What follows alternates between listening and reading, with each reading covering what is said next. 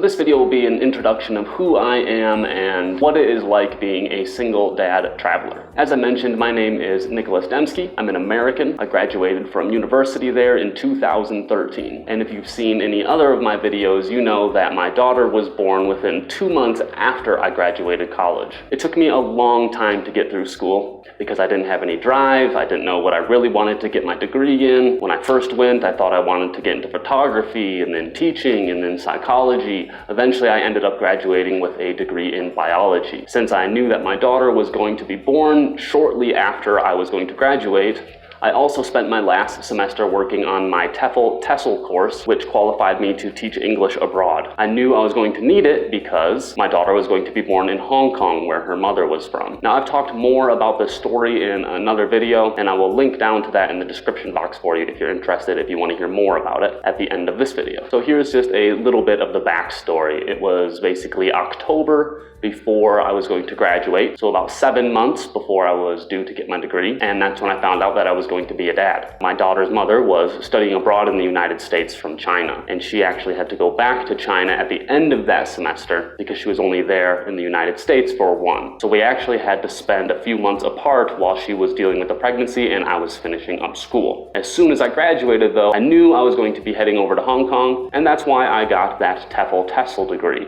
I knew it was going to place me in a position where I could more easily find a job really quickly once I got over there. And obviously, as a new dad, I knew I was going to need it, so I was super driven. And as I mentioned, I wasn't really driven in college before I knew I was going to be a dad. So it was actually a really great blessing for me because before that, I was basically a 3.1 student. You know, I've always been good in school, but I never really put effort for it because I just didn't care that much. You know, for me, a B average was doing just fine. Once I found out I was going to be a dad, however, things changed really quick. All of a sudden, I felt a sense of responsibility, I felt a sense of drive, and I really started focusing and grinding on my studies. I ended up acing my capstones. There was even one class called Comparative Vertebrate Anatomy, where the class average was a D+, and I aced that class because I was so driven and working so hard on it. Had I not known that I was going to be a father, I probably would have done just as well as everyone else in that course because my intuition is that they weren't about to be parents, so they just didn't care and they just didn't study hard enough to do well in that class. Granted, it was a really hard class. You might have to reach your hand into a box of bones, pull one out, and have to know what every single fossa and curve is on it. So it was incredibly difficult, but I studied nonstop, basically 5 to 6 hours every single day, and aced that class. That was kind of the initiation of my drive to do well in life. So becoming a father unexpectedly was an absolute blessing. And although my relationship obviously did not turn out very well, it's led me to where I am today, which is traveling the world with my daughter as a single parent. And you might be wondering, what did happen with that relationship? Well, let me give you a little bit of backstory. I can't tell you everything about it because it involves another adult who I don't necessarily speak for, and I don't want to speak badly about anybody, so I will just speak from my own experience and with as few details as possible, and it certainly wouldn't be my place to share some of what happened. So basically, we knew that my ex-wife was going to be traveling back to China at the end of that first semester, so what we wanted to do was make sure that our baby could come to the United States as quickly as possible. In order to do that, we decided to initiate the green card process. In order to go through the green card process, you have to be in a verified relationship. So what did we do? We got married like that. It was a courthouse marriage. It was really quick. It was just a few people from my family that were there. It took about 20 or 30 minutes. We were in, we were out, we were married, and we were ready to go and to get started on the green card for our future daughter. So like I said, I spent that last semester studying, really grinded away, got my teaching English certificate, and then right after I graduated, I got my ticket and took off to Hong Kong. And let me tell you, life was not fun for that first year. Don't get me wrong, it was great to be a new dad. I loved having a little baby in my arms. I miss my little baby so much. Now she's so big, 6 years old, and I always flash back to when she was so small. But there were other things about that first year that were difficult.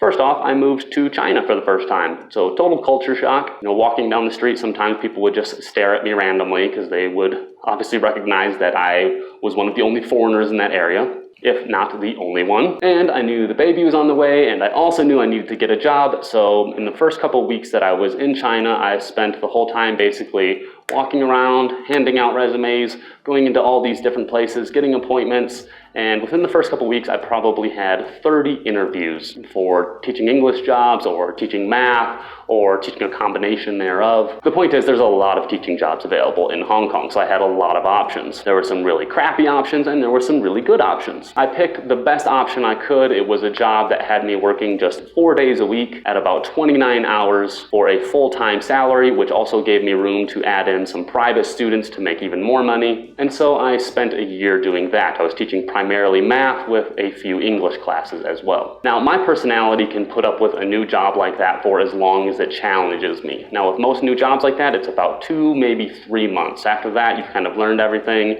It's not challenging anymore. And for me, it gets super freaking boring. And so that's why I've never really lasted in a job that long, much longer than a year. So anyway, as of course, new parents and also a new relationship and a new job and a new country, it was probably just too much stress for both me and my ex, and things just did not work out before us. Now again, like I said, I don't want to get into too many details because it's just not my place to discuss with other people, but I guess I can say that I just felt very insecure there. I didn't want to say insecure because that would give the wrong impression. I didn't feel safe in that relationship, not for me and not for my child. And so obviously I needed to take the steps to end that relationship. It took about 6 months where she had custody of our child and I didn't get to see her. It was absolutely terrible. You can hear me choking up just a little bit. It was really hard. I mean, I was bawling my eyes out for the first 3 months every single day. And then after that, I mean, I could barely function at all. Eventually though, I did get my daughter back after about those 6, maybe 7 months. And almost immediately like that, her mom was cut off from contact and I had custody of my daughter again. And it was custody all to myself. Now, this was really difficult because she had spent 6 months without me at that point, and that was really hard, probably on both of us. And she grew really attached to her mom. And so that moment when she eventually got separated from her, she was 18 months old, she was still used to breastfeeding, and she was accustomed to sleeping with her mom in the same bed every night. So I basically had my 18-month-old daughter who would not stop crying for milk and her mother's touch and a good night's sleep for months and months and months and months and months and months and months and months and months and months and months. I can't even remember how long it went, but there was a good 3 to 4 month period where I didn't sleep more than an hour in any given day and night because I just couldn't. And again, that's something you can hear more about in the other story that I'll link to at the end of this video. And then even another 3 or 4 months after that, she still would not sleep for more than 2 to 4 hours. And honestly, this went on forever. It probably took 2 to 3 years before my daughter finally started getting a full night's sleep. She's 6 years old now. She can finally sleep through the night. Oh my God, thank God. It was only like 4 years of not sleeping. And so if you didn't get the point, this was obviously very difficult on me. Thankfully, at the time, right about when I had gotten my daughter back, I had also reconnected with an ex-girlfriend from college. We had always been really close. We were really good friends. You know, we loved each other for a long time. And so I guess when she saw that I was a single dad again, and I was still missing her too, you know, we rekindled things and we got back together. And she ended up spending a couple years in mine and my daughter's life. Now, I bring this up because I think it's important to describe what happened next after I had gotten custody of my daughter. It took about maybe 6 months before I could even consider doing anything other than just focusing totally on my daughter. Like I said, I was working on getting her to eat properly, you know, getting her emotions under control and helping her sleep. So I had nothing else to focus on. I wasn't even focused on working. Honestly, at that time, I was living at my mom's house with my daughter and I couldn't even think ahead a few days because, like I said, I wasn't sleeping more than an hour. So I was just an absolute zombie just trying to keep another human alive. After about 6 months of that though, my now ex-girlfriend and I decided that we wanted to go find jobs and travel at the same time. So she was a teacher, I had my degree and my teaching certificate, and we eventually found jobs in Colombia. These were teaching jobs that we found online, and we just flew down into them and took them. Because it was honestly our best option. We were looking at jobs in the States and there just wasn't that much available. When the sun is rising, your shadows fall behind.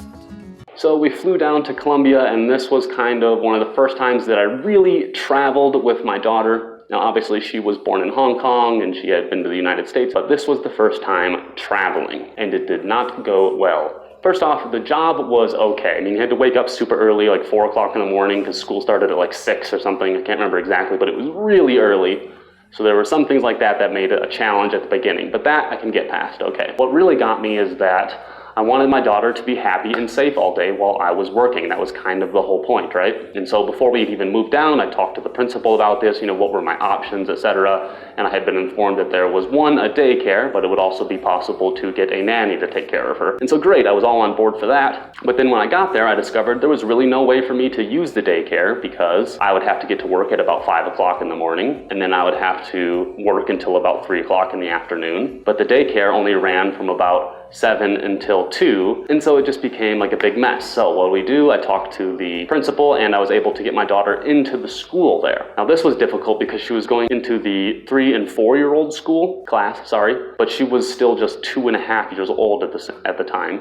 And she hadn't been learning any Spanish yet, other than what she had been maybe hearing from me at home. But that was obviously not going to be a lot for her. And so she really struggled with this, primarily because we had to get up so early in the morning and get her there. But then by the end of the day, her class would be out an hour before mine. So that means that while she would be done with school, I would still be working, and she would be super cranky because she had woken up at 4 or 5 in the morning, and it's now 2 o'clock in the afternoon, and she hadn't had a nap because that class that she was in didn't take naps, and now she had to wait that hour for me to get out of school, and I could finally get her home, and it would take about 30 minutes to an hour to get home, and by that time, it would be about 5:30, and if she took a nap at that time, well, then she would just sleep until 8 or 9 p.m. and then wake up again. So it just became a big problem, and my little girl was just getting super cranky every single day, really grumpy, and was not having a good time. So I talked to the principal again. What can we do? This isn't working.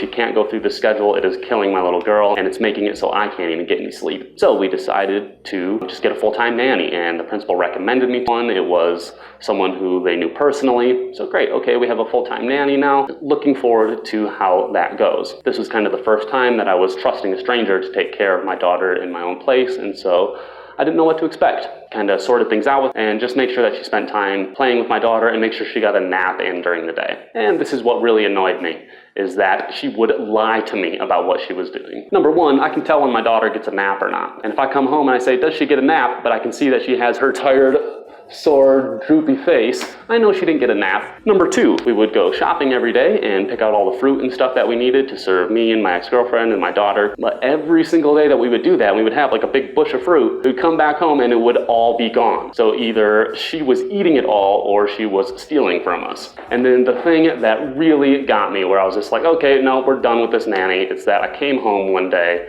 and my daughter was playing outside, which is fine. There was a little park right next to our place. But just the way that the nanny was standing there and staring at my daughter, it was like she was standing there with like contempt and looking at her like she was like a stray dog that she had to look at. And I was just like, oh, okay, we're just done with this. I'm firing this girl, she's out. And we didn't really have a backup plan.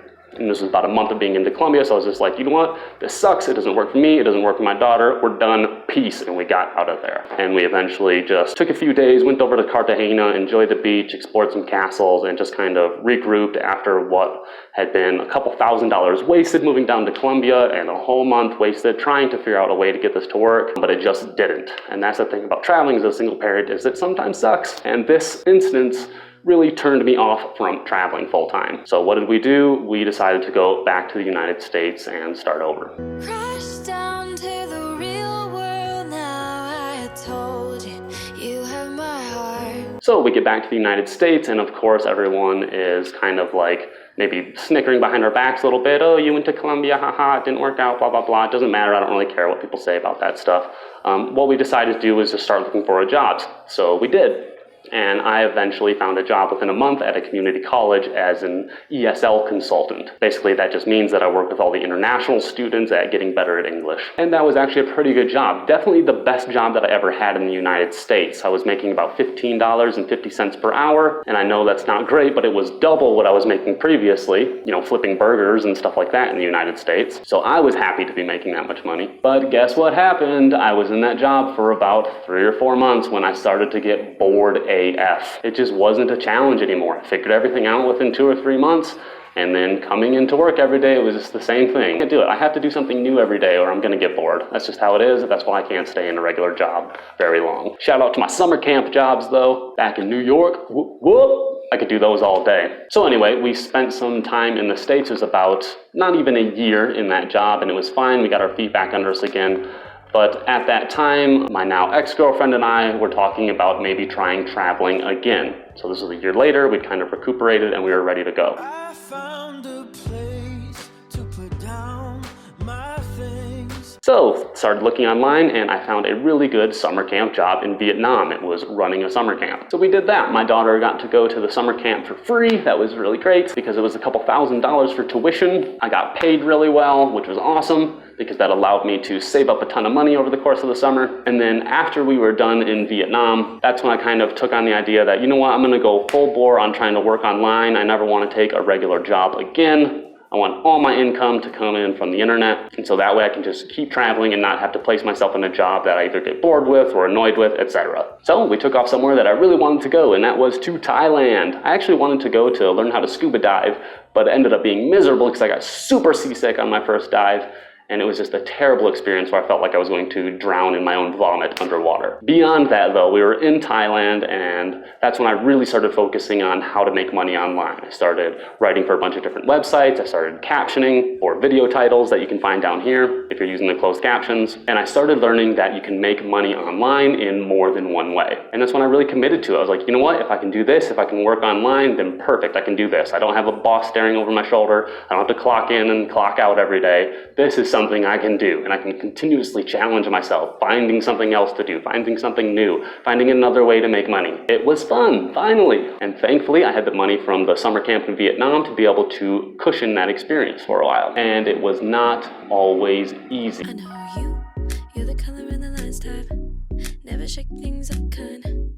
Don't speak your own mind. I spent at least a year trying to make enough money to even convince myself that it would be good enough for the long run. Now, I was making enough that I knew, hey, I can make a little bit of money. It was like a couple $100s here every month or a couple $100s there. Not a lot of money, but it was telling me, yes, I can make money. And so once I started doing that, I committed. I was like, boom, you know what I'm gonna do? I'm gonna give myself 10 years to hit a goal of making a solid full-time income. If I can't hit that in 10 years, then obviously this isn't the path for me. I'll go find something else. In the meantime, it'll give me 10 years to really focus on doing something that I enjoy and challenge myself. The first year was very hard. I had to work for fractions of pennies on the dollar. I did a lot of jobs that took me a lot of time, and I made almost no money. And that's because that's how you break into these websites. You can't start off making as much money as you can on certain websites because there's certain levels, there's ranks, you got to build your way up, you have to build a reputation. If you don't have a portfolio on that specific site, then no one's going to trust you. So you have to do this on all these different sites. It takes a long time. But eventually I built up my portfolio and my skills on rev.com and on verblio.com. Those are the two places that I started doing really well. I could make at least $850 a month on Rev and about $1,200 a month on verblio.com, which means at the peak I could make about $2,000 per month after a year or a year and a half of doing this. But it was really hard because if you want to make that much money on rev.com, you have to write a lot. I mean, if you're captioning a video and there's 20,000 words in it, you're writing a lot of words to just caption one video. And it can put a lot of stress on the hands and wrists, and I started to feel it. I felt like I was developing carpal tunnel. So I was like, okay, I can't do this all the time, obviously. It was fine for a while, but I need to find something that's a little bit more sustainable. Now, I'm able to get work done while my daughter's in school this whole time. I mean, I've sent her to school now in Thailand, Colombia, Mexico, Spain, Hong Kong, and there's always schools available, no matter where I've been, and it's always given me time to work and focus on what I needed to do to build my income while my daughter was going to school and we were traveling at the same time. But it took me another year or so to realize that I wasn't making as much money as I could if I focused on myself. Now, what brought me to that realization was that I finally started to build up my freelance career instead of just working on those specific websites, and I started to make more money off of these people because they're private clients. They were finding me through LinkedIn, or I was reaching out to them, and so I was able to negotiate a much better rate. Now, what this showed me was that I could make a full-time income doing this kind of stuff, but it also sent a cue to my head that said, if someone can afford to pay me a full-time income to write for them these types of things, then I am obviously wasting my time. because my writing is valuable and I can turn it into my own product. And so that was around November 2018, and that's when I really started my own personal development journey. I'd never really heard of anything like this. You know, sometimes maybe you heard like Tony Robbins or someone on TV talking about it, but it just seemed like a gimmick all the time, right? Well, I started my personal development journey with people who were already dead. Jim Rohn, Earl Nightingale, Earl Shoaff. These are speakers of the past who did really well in business and life, and so I wanted to learn from them. I listened to their books, their podcasts on YouTube, and I think the most important thing was that I started journaling every day. I started writing down what I was learning, I started writing down my goals, I started writing down what I was actually accomplishing, and this has been massively helpful. I haven't stopped journaling and reading since November 2018. It's been over a year, and I've read more books and listened to more podcasts and worked out more times than what I had in my previous 30 years of life. Because I had finally found something that was self-driven, not just being given to me by some teacher who was telling me what to do. I found something that motivated me internally. Okay, I think it started when my daughter was born, years before that. Obviously with school, when I started doing really well, and then it took me a few more years to realize that I could do that for myself, and I did. And so I've been on this personal development journey. My Spanish has gotten really good. I've gotten a lot stronger. I finally have a six-pack at the age of 33 when I never had one in high school or college, and it's just been really good for me to focus on myself like that. And I really think that this single-parent travel thing is a big part of personal development. And I just wanna ball, somebody I can call. Trophies on the wall, can I really have it all? Can I really have it? And I eventually took myself to a place where I wasn't sure I could necessarily afford, and that was Barcelona, Spain. There was a conference coming up that I really wanted to go to. It wasn't cheap to get into, and I knew that I would have to spend some time in Barcelona while I was there, so it wasn't going to be inexpensive. And at the time, I didn't think that my income was very reliable because I was still kind of new in the freelance space, and the full-time income wasn't something that I had been relying on for 6 months or a year yet. But I took the risk, and I went to Barcelona, I went to the conference, and things turned out really well. Now, I didn't end up staying in Barcelona. You can only be there for 3 months. And after that, I didn't really know where I wanted to go. I knew that I was finally making as much money as I always wanted to make, but I didn't know what to do with my life. So I decided to go back to the United States for a little while. And we spent about 3 to 4 months there in 2019. My daughter actually went to school there, and by the end of that school year, again, it was just a few months, I quickly realized that that is not what I want to do. Not because I necessarily hate the United States or whatever, but because of the way the education system was treating my daughter. She was coming home from school and talking about kindergarten and first grade boys sexualizing her. And so that's when I was just like, you know what, this society and how we're raising children in the United States is whack, and it's impacting my daughter in a way that I think is kind of gross. So I told America to stuff it and decided to move down to Mexico. Whether it's for better or for the worse. Now, I moved down there with the intention to get temporary residency because there were all these perks to getting residency. You can get the health care, you can get into the school programs, things like that. And so I did. I went and I got it. But then, of course, because I made this decision before I went down there, it ended up being a mistake like Colombia was formerly. The school was fine, the kids were fine, but the area that I moved to didn't have the infrastructure that I was looking for. You can learn more about that in this video that I posted about my regrets moving to Mexico. But basically, after a few months in Mexico and realizing that I was highly dependent on internet and power to do my job, and that if those things would go out like they frequently would there, well, then I would be in crisis mode and be experiencing a lot of stress. Ride the storms with your head held high. So that's when I decided to make one more big change, and that was, I don't want to be on the clock for anyone anymore, not even if it's for a freelance writing business or anything like that. Now, I still do some freelance writing and I keep a few clients, but I don't want to be on the clock anymore, and I don't want to grow that portion of my business. Instead, obviously, I'm working on this channel, I'm working on TikTok, and I'm writing a book for you right now that I'm not even sure I wanted to share that, but I did, so there it is, and I'm about halfway through the second draft right now. I'll get that out to you as soon as I can. I'll let you know. Take a look at where you've been and how you've come so far. But my biggest decision came when I decided to finally just pull my daughter out of school and say, you know what, I'm just done with that. I'm done with anyone else's schedules. I'm done with anyone else trying to dictate my life in any way, shape, or form. And so that's when I was like, you know what, I'm just going to do what I want to do with life. I'm going to do what I want to do. I'm going to focus on myself, and I'm going to be a good dad in the meantime. And so I was like, you know what, I want to move down to Colombia. That's what we did. We're down here now. We've been down here for almost 3 months. It's been a great decision. Homeschooling has not been easy. It's been a transition that I've had to get used to. Obviously, my daughter's awake all day, which means I can't be working all the time like I would be if she were at school, but it's been a fantastic decision because it gives me the freedom to do what I want, to focus on the work I want to do things I enjoy doing, and to challenge myself every day. No more jobs, no more teachers trying to tell me how to raise my child, no more education systems dictating what my child has to learn, no more anyone telling me at all where I need to be, what I need to do, or how I have to handle my life. I've decided to travel as a single parent because I get all the control. If you guys have more questions about single parent travel, please leave them down into the comments. I will gladly get back to you. And don't forget to subscribe to the channel, give it a like, but before you go, make sure you check out this video over here to learn more about my single parent travels, and check out this video over here if you want to learn about making money while you travel. Thanks for sticking around for this video, guys, and I will see you next time. Peace.